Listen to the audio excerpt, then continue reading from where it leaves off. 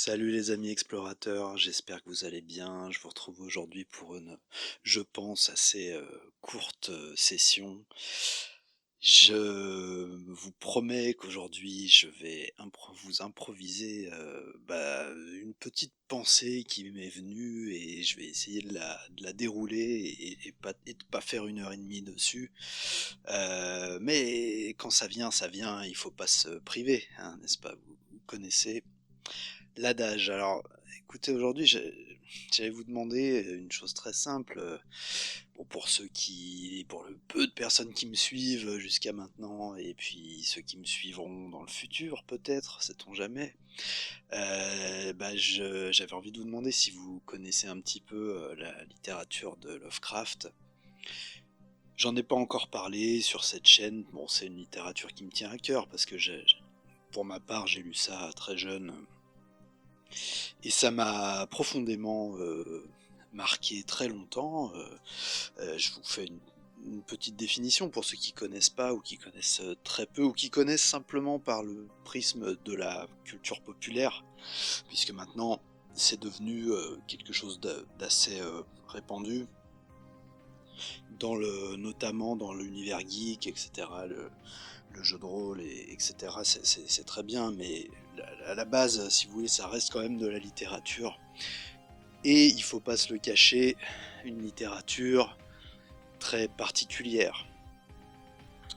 Même pour l'époque, même si elle est bien ancrée dans son époque, on a quand même un auteur qui, euh, qui prend un petit peu au début des années 1900, qui prend un petit peu la suite des philosophes comme Schopenhauer, comme Nietzsche, des gens comme ça, et puis aussi un petit peu, je crois, hein, sans vous dire trop de bêtises, mais de la littérature russe, notamment Dostoïevski,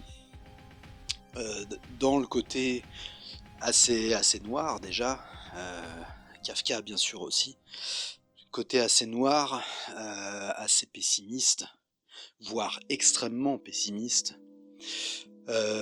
évidemment très très très éloigné de tout ce qui fait notre époque actuelle et les enjeux d'égalité, d'inclusivité et compagnie. Vous voyez de quoi je veux parler, ce qui n'a pas forcément que des mauvais côtés d'ailleurs, hein, c'est discutable.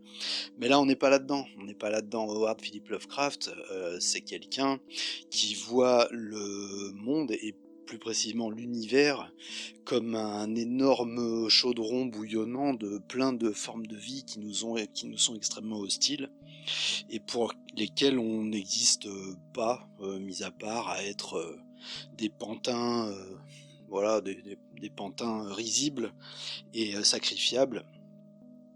Bon, c'est peut-être un peu plus compliqué que ça, puisque quand il parle par exemple du fameux Cthulhu, qui est un petit peu la divinité ultime pour Lovecraft, qui vit au fond des océans et qui rêve, et le fait est qu'il rêve à travers nous, à travers les consciences humaines, pour justement reconstruire des cultes de son pour des cultes de lui-même, et finalement être réveillé au bout d'un moment et reprendre la place qui lui est due, soit la place de maître absolu de la planète et de l'univers. Et dans ce contexte-là, nous, on est strictement rien du tout. Voilà. Bon, bah ouais, on peut appeler ça du nihilisme, on peut appeler ça du cosmicisme, on appelle ça. Donc c'est vraiment l'idée que l'humain n'est rien, mais rien de rien, face au cosmos, tout simplement. Le cosmos qui est infiniment plus grand que lui, plus puissant, plus compliqué aussi, plus complexe, plus et plus hostile de fait, puisque tout comme nous on ira se balader en forêt, et je pense que le bilan sous nos chaussures de nombre de morts en termes d'insectes sera énorme. On n'en aura jamais grand chose à cirer, il faut bien quand même le reconnaître. Pour, j'imagine, une civilisation d'insectes qui aurait notre capacité à observer les choses comme on le fait nous, ce serait un drame systématique de voir une godasse s'abattre à chaque pas, et tuer 2, 3, 10, 100 insectes à chaque pas. Bon bah c'est comme ça pour Lovecraft, les dieux anciens fonctionnent de cette façon. Ils nous écrabouillent et ils se foutent totalement de notre existence. Bon. Et bah, toutes ces histoires sont centrées justement sur des personnages, des archétypes, en général des archétypes masculins, le détective, je sais plus exact, bah, beaucoup l'écrivain aussi, et puis des gens, des sortes de mystiques en fait qui font des expériences de disons spirituelles, même si le mot est pas du tout utilisé chez Lovecraft, il n'y a pas de spiritualité chez lui. C'est plutôt même du réalisme, hein. D'ailleurs, le cosmicisme est un réalisme, hein. C'est pas, finalement, on pourrait presque nier toute forme de surnaturel chez Lovecraft, puisque bah, rien n'est surnaturel, mais tout est naturel, et y compris les dieux anciens qui se manifestent à nous sous des formes qui nous apparaissent comme de la magie, mais qui en réalité sont des formes complètement naturelles, mais qui nous dépassent. Voilà.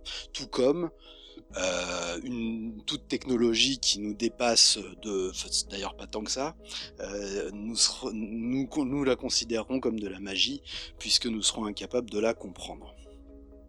Il n'y a qu'à voir, vous mettez Godefroy de Montmirail, je prends une figure humoristique, hein, mais vous mettez un homme du Moyen-Âge sur l'autoroute qui est survolé par des avions proches d'un aéroport, je pense que il serait pas loin d'y voir une forme de magie très avancée. C'est d'ailleurs le propos des Visiteurs, c'est pour ça que je prends cet exemple-là. Les Visiteurs, qui était un film très rigolo, mais aussi intéressant, effectivement, de voir des gens du Moyen-Âge projetés dans un XXe siècle technologique. Et ben là, c'est un peu pareil, si vous voulez. On a des humains qui ont affaire à des choses qui les dépassent et donc qui les perçoivent comme de la magie. Et chez Lovecraft, c'est de la magie qui est en général pas très... On va dire que c'est pas de la magie blanche, hein, loin de là. Et donc, il y a notamment, dans le sujet qui nous intéresse sur ce podcast, qui est un des sujets qui est la sortie de corps, vous avez pas mal de nouvelles, plus ou moins longues d'ailleurs, qui vont être complètement sur ce thème-là.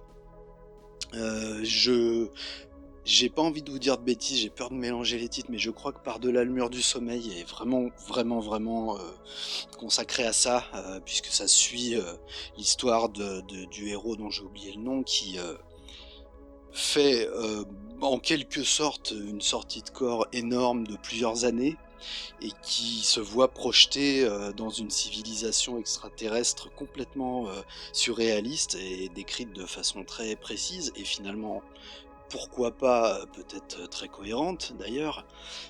Donc il se voit en fait propulsé dans le corps d'un grand ancien dans une autre civilisation, qui est peut-être d'ailleurs dans un passé très lointain, ou je ne sais plus exactement, pendant que justement dans son corps, eh bien, un de ces grands extraterrestres vient étudier les humains par son corps, quoi, en occupant son corps, et les effets donc donnés par cette possession, donc, en quelque sorte, sont très négatifs. C'est-à-dire qu'il est décrit comme étant extrêmement, il fait très peur instinctivement à tout le monde. Il est très froid, et puis il a des centres d'intérêt qui sont tous de l'ordre de l'occulte et des choses affreusement effrayantes, quoi, vous voyez. Voilà, bon, Lovecraft, c'est pas très rigolo, hein, mais ça fait réfléchir quand même, c'est pas mal du tout. Et bah oui, le sujet qui nous habite sur ce podcast est largement présent dans son œuvre. Donc si vous l'avez pas lu, bah évidemment, je peux que vous le conseiller. Ça fait replonger un peu dans une façon d'écrire du début du XXe siècle qui est pas désagréable, qui est parfois un peu alambiquée, mais vraiment une ambiance très particulière. On n'écrit plus du tout comme ça aujourd'hui, et peut-être que c'est un peu dommage d'ailleurs. Et puis, bah, je recolle du coup avec les expériences de sortie de corps, qui peuvent parfois avoir cette couleur un petit peu, cette couleur très très étrange, évidemment, puisque on va être concerné par des pensées qu'on ressent pas venant de soi, vous voyez? Vous me direz, c'est bien le cas dans les rêves également, mais oui, mais les rêves ne sont pas, on les ramène pas avec cette forme-là et cette puissance-là, et ce détail. Je vous donne un exemple, j'ai la dernière fois eu l'occasion par épisode d'ailleurs, puisque j'avais des reprises de conscience dans le sommeil, c'était assez étrange, et bah, tout simplement j'étais sur une plage qui était très précise, très très détaillée, qui correspond, dont le moment de la journée qui était le matin correspondait exactement au moment où j'avais décidé de faire ma méditation, un peu comme d'habitude d'ailleurs, hein, mais qui aboutit rarement à des expériences comme ça, mais là pour le coup c'est ce qui s'est passé. Et donc quand je me suis retrouvé sur cette plage, après d'ailleurs plusieurs expériences, comment dire, des expériences un peu préparatoires, j'ai eu l'impression. C'est-à-dire que par exemple, juste avant, je me souviens d'avoir matérialisé un arbre devant moi, un tronc d'arbre, d'avoir bien regardé mes mains et d'avoir constaté que j'avais des mains, j'avais un corps, j'avais tout ce qu'il fallait. Et donc, je m'amusais à grimper cet arbre et je me souviens très très nettement de la texture de l'arbre, de sa fraîcheur, de sa solidité, etc. Vous voyez, donc c'est des choses ça qu'on ramène pas en général de nos rêves. C'est trop précis au niveau kinesthésique. On n'a pas ces ressentis-là d'habitude, peut-être de temps en temps. Mais là vraiment, comment vous dire, j'ai l'arbre devant moi, je me dis, comme dans la vie normale, waouh, cet arbre est très beau, il est très nervuré, il a beaucoup de détails, j'ai deux mains qui peuvent le toucher, je le sens, et je vais vous dire ce qui est intéressant, c'est que tout en ayant toutes ces pensées-là, en expérimentant cet épisode-là, je m'entends au loin ronfler, vous voyez? Je sais que mon corps est en train de ronfler un tout petit peu plus loin derrière moi. Oui, je peux pas le dire mieux que ça. Derrière moi ou en dessous de moi. Bon, j'entends le petit ronflement. C'est un petit ronflement, mais pas grand-chose. Mais le corps est en train de dormir et je le sais pendant que je fais cette expérience-là. Donc il y a une espèce de, comme ça, peut-être de dédoublement, de dissociation, où je suis conscient d'être dans un corps qui n'est pas le corps de d'habitude, le corps physique, dans un monde qui a, pour le moment où j'y suis, une temporalité et une réalité notamment matérielle, puisque je touche, je ressens, etc. Et en même temps, bah, j'entends mon vrai corps qui ronfle quelque part pas très loin de moi. Bon, je vous souhaite hein, d'avoir ces expériences-là, c'est très très très sympa, vraiment très étrange et bah, c'est un peu pour ça aussi qu'on fait ce genre de parcours méditatif et de choses comme ça, c'est pour avoir ce genre d'expérience. Et il se trouve que ça, c'est juste préparatoire, parce que cet arbre-là, je commence à l'escalader, donc je sens hein, la gravité, je sens que euh, c'est pas si simple, et qu'il y a une force à exercer pour grimper, mais tout en me disant que c'est pas le vrai monde, bah, il se trouve que je grimpe à l'arbre de manière très simple, très, très facile, quoi.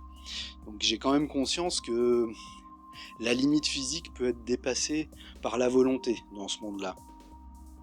Ce qui n'est pas le cas dans le monde réel, bien sûr, c'est ça qui le définit d'ailleurs. C'est que bah, on peut créer plein de choses, mais monter à un arbre, ça, c'est pas plus facile parce qu'on imagine que c'est facile. Voilà, je sais pas si je suis très clair, mais vous me comprenez très certainement. Donc je grimpe à cet arbre, et puis là je me dis, bah, de toute façon, je suis j'ai ces pensées hein, qui sont très naturelles dans ma tête comme d'habitude en fait. Je me dis bon bah si je me jette de toute façon il m'arrivera rien. Donc je me jette et je plane et je me mets à planer et je plane. Alors ça la sensation de planer j'allais dire dans les rêves. Et oui, c'est sans doute un rêve. Hein. Je vous mens pas, je vais pas vous dire que j'étais forcément quelque part, mais j'étais en tout cas dans un rêve où ma lucidité était quasi parfaite ou en tout cas la même, à peu de choses près, que dans la vie normale. Sauf que je ressentais vachement plus les choses, vous savez, dans la vie normale, souvent on est un peu, on n'est pas trop à ce qu'on fait, quoi. On est dans nos pensées, on fait plein de choses, et puis on se rappelle même pas qu'on les a faites, on est automatisé. Là, c'est pas le cas. Là, il y a vraiment un bonheur de l'instant. C'est-à-dire que là, bah, je plane, je suis pas très haut, hein, je dois être à quelques mètres, j'ai grimpé l'arbre sur quelques mètres, donc je me mets à planer, voilà, sur peut-être 20 mètres de distance, et je ressens la chose pleinement, et c'est extrêmement agréable, parce que je suis dans l'instant, je suis vraiment plongé dans le plaisir de planer physiquement, d'ailleurs sans appareil, sans rien, juste avec mon corps, donc c'est super. C'est des rêves de gosse, c'est génial. Et puis quand j'atterris, alors il y a un petit moment, là je crois, où hop, il y a un petit switch, je dois perdre un bout de conscience, et ça revient un peu comme si, vous savez, je reviens avec le noir derrière les yeux, j'en avais parlé dans une autre vidéo, donc le noir des paupières en fait, et hop, et j'ai l'impression, et là je me dis, ah mais faut que j'ouvre les yeux, et quand j'ouvre les yeux, bah, il se trouve que j'ouvre les yeux, mais pas du corps physique, c'est les yeux de, allez, on va dire du corps d'énergie, du corps éthérique, je sais pas, on va reprendre les mots de certains voyageurs bien connus. Et bah, je suis toujours au même endroit, dans la même temporalité, c'est toujours le matin, une ambiance matinale, et je suis sur une plage, et cette plage, elle est super belle. Il y a une vue très dégagée, magnifique, vraiment, une eau très bleue, bleu plutôt sombre, presque noir, mais c'est beau. Et là, bah, je me balade sur la plage et j'expérimente un petit peu, bah, marcher dans le sable, regarder un petit peu autour. Je vois qu'il y a une espèce de... J'avance et puis je vois qu'il y a une espèce de camp, euh, comme un petit camping improvisé. Et là, évidemment, un élément, comme souvent, qui est très absurde et qui relève plutôt du rêve sans doute, bah, c'est qu'il y a tout un tas de baskets Reebok. Voilà. Et je me le dis, hein, je le dis clairement dans ma tête, tiens, pourquoi est-ce qu'il y a des baskets Reebok ici en tas? C'est très bizarre, c'est bête, mais bah, c'est comme ça. Elles sont là, il y en a plein, elles sont entassées comme ça à l'endroit de ce petit campement. Bon, bah, de toute façon, j'en fais pas grand cas, puisque dans cet état-là, de manière générale, on observe les choses sans vraiment les juger, on s'étonne des choses, mais il n'y a pas de réaction spéciale physique ou quoi, forcément. Donc, bon, bah, je constate, voilà, il y a un tas de Reebok, et je continue. Et quand je continue, bah, devant moi, il y a la mer.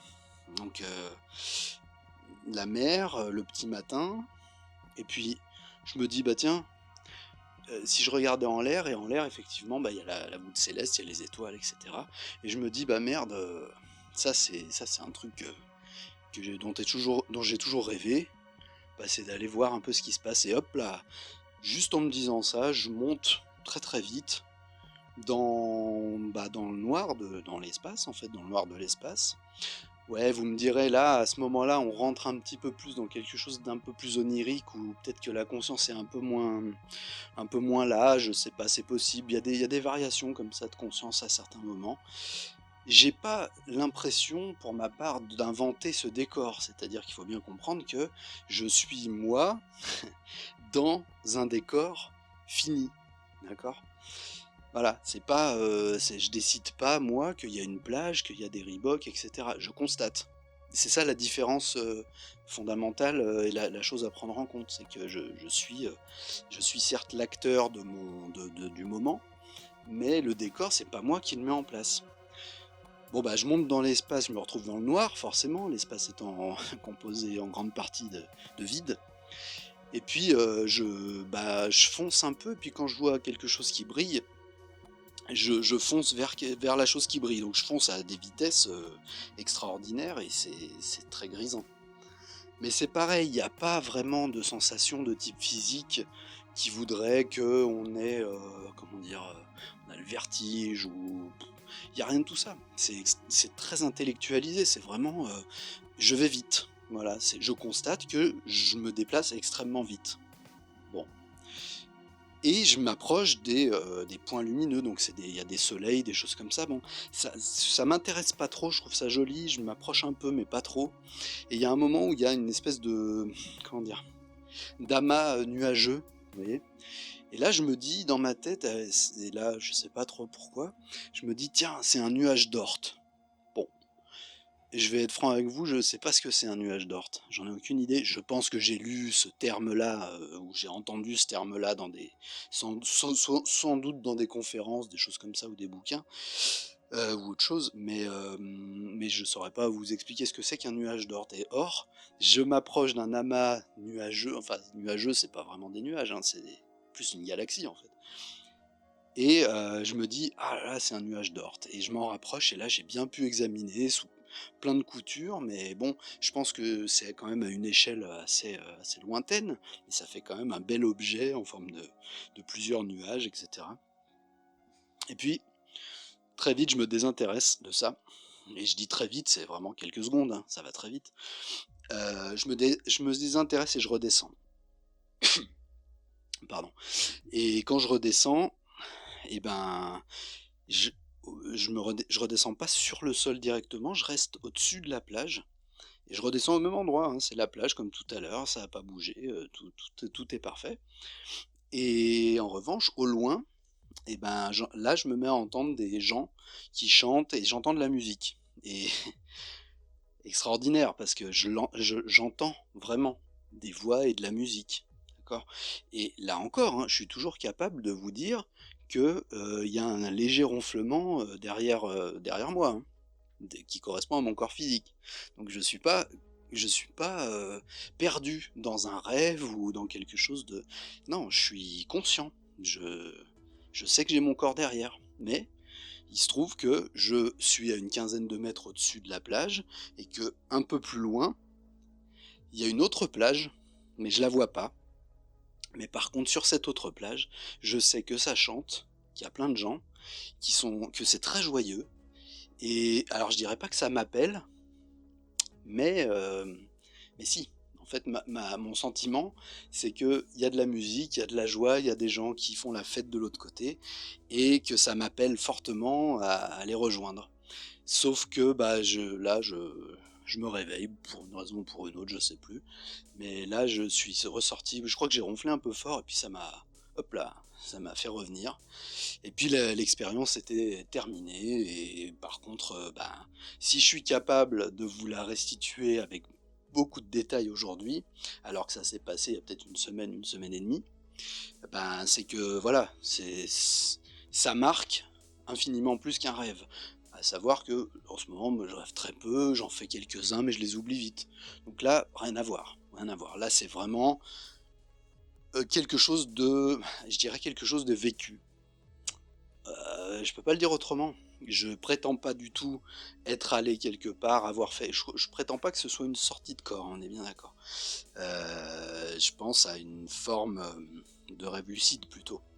Mais voilà, c'est pour vous dire que c'était une super expérience. Et puis, bah, pour vous dire aussi que j'ai pas réussi à la reproduire depuis. Donc, bah, j'ai l'impression que ça se fait un peu quand ça veut et que ça échappe quand même beaucoup à notre volonté. Donc, il faut la leçon, ça serait de dire que c'est bien d'avoir envie de faire ces expériences-là. Moi, j'ai tout le temps envie d'en faire. Mais il faut pas courir après à tout prix, il faut pas forcer la main à ces expériences-là. Il faut simplement installer dans sa vie de manière très régulière des moments où on est seul, tranquille, où on a le temps, hein, où on n'a pas dans une heure un truc à faire très important, etc. Parce que la pression, elle sera là, ça ne marchera pas. Il faut vraiment se ménager des moments où il n'y a plus rien qui existe, il n'y a que ça. Et on va faire ces expériences-là. Alors peut-être que l'avoir fait le matin, c'était pas une mauvaise idée. Essayez de votre côté, vous verrez si ça marche. En fait, vous vous réveillez le matin, vous prenez votre petit, je sais pas quoi, un petit jus d'orange, n'importe, comme vous faites d'habitude en fait. Et là, vous vous dites, ok, j'ai encore du temps devant moi. Hop, je me pose bien confortablement et je fais comme si j'allais me rendormir, mais j'essaie de rester conscient. Moi, c'est comme ça que j'ai fait sur cette expérience-là, et ça a fonctionné. Bon, bah, ça a pas refonctionné après les autres fois. C'est comme ça, c'est mystérieux, on maîtrise pas tout, ou peut-être qu'avec le temps et l'expérience, on arrive à mieux expérimenter ce genre de choses, pourquoi pas. Quoi qu'il en soit, bon bah, est-ce qu'on peut vraiment faire le lien entre ce que je vous ai raconté là comme expérience et la littérature de Lovecraft? Pas vraiment. Bah voilà, c'est comme ça. Mon podcast est très bordélique, c'est improvisé, il n'y a pas de préparation, je vous raconte ce que j'ai envie de vous raconter, il y a du témoignage, il y a un peu de réflexion, de littérature. Au début je faisais des lectures, là j'en fais plus trop, mais je pourrais peut-être m'y remettre un peu plus tard.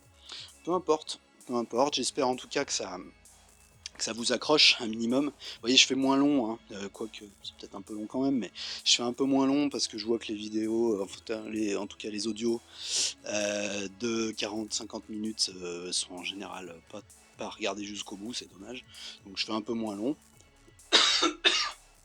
Et puis, dans tous les cas, bah, encore une fois, essayez de votre côté de faire ce genre d'expérience, et puis surtout, bah, venez en commentaire les partager, parce que c'est un peu à ça que ça sert, faire une petite communauté, discuter, comparer les choses, voilà, c'est toujours intéressant. Pas de, chez moi, pas de dogme, pas de religion, pitié, vous voyez ce que je veux dire. Ramener ces expériences-là à des dogmes, à des peurs, oui, mais il faut pas faire ça, ça fait peur, et les machins, et les genoux, et je sais pas quoi, arrêtez, s'il vous plaît, c'est pas intéressant. Moi, je prends les expériences brutes telles qu'elles viennent. De toute façon, ce sont des expériences là, dont je vous parle qui sont pas chargées de superstitions, de peur, de choses négatives, hein. Ce sont des expériences très objectives, très intellectualisées, encore une fois. Quand on les fait, on observe. Voilà, c'est juste de l'observation.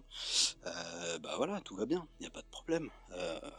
Donc voilà, on se détend, on se relaxe, il n'y a vraiment aucun danger à faire ces expériences-là. Au contraire, c'est très plaisant, ça fait de la vie intérieure, ça fait des choses, ça fait des choses qui sortent un peu de notre quotidien, qui nous changent, Dieu merci aussi, du matraquage insupportable du social. Comme dit Mark O'Byrne, hein, la planète des singes, ça va bien, quoi.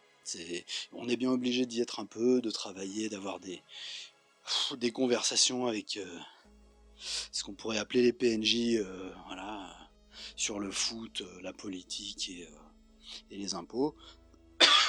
Mais en réalité, il faut contrebalancer tout ça par de la vie intérieure. Parfois, souvent d'ailleurs, on la garde pour nous, et on a raison, mais bah, pourquoi pas se ménager des petits espaces comme ça de discussion, où on peut discuter de ça tranquillement, anonymement, hein, pas de souci. Moi, vous voyez bien que comment dire, je m'expose pas, parce que ce sont des sujets qui peuvent très rapidement être considérés comme soit idiots, soit sectaires, soit... Enfin, vous voyez, toujours pareil, quoi. Les résistances sociales et individuelles contre des choses qui relèvent en fait de la normalité et de l'expérience intérieure, de la spiritualité. Voilà. C'est toujours la même chose. Là, je sais pas si vous avez vu, mais il y a des nouvelles interviews de Mark O'Byrne sur un média particulier. Bon, bah Mark O'Byrne, lui, il y va, hein. Il y va, il raconte ce qu'il a raconté. Il le raconte très clairement. Il en a totalement rien à foutre de ce que quiconque peut en penser. Ça, c'est important dans la vie quand même, hein, de temps en temps d'en avoir pas grand chose à foutre et de dire ce qu'on a à dire. Bon, c'est rare, hein, on peut parfois se le permettre. Lui, il le fait à visage découvert parce qu'il a fait, comment dire, il a décidé de le faire tout simplement. Ouais. Bon, on n'est pas obligé de tous faire la même chose, mais ça n'empêche pas de partager, ça n'empêche pas d'avoir la sensation d'appartenir à une petite communauté basée sur un sujet soi-disant de niche, mais en fait je pense qu'il qui concerne beaucoup plus de monde qu'on peut le penser. Toutes ces expériences-là intérieures, beaucoup de gens en font l'expérimentation.